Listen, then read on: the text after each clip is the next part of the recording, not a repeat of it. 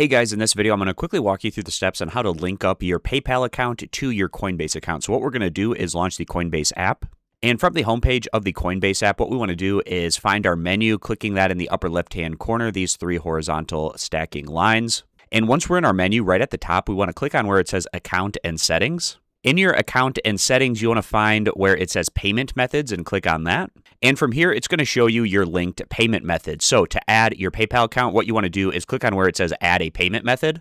And right below the debit card option, we can see where it says PayPal. So we're going to click on PayPal. And you want to confirm that the details on your Coinbase account are the same details that are going to show up on your PayPal account so that this link can go through and be successful. So for me, it's the same name on my PayPal account, and the country that I'm using PayPal in is the same that I'm using Coinbase in. So that's all good. And this PayPal account isn't already connected to another Coinbase account. So this is the case. So I'm going to click where it says, yes, I confirm.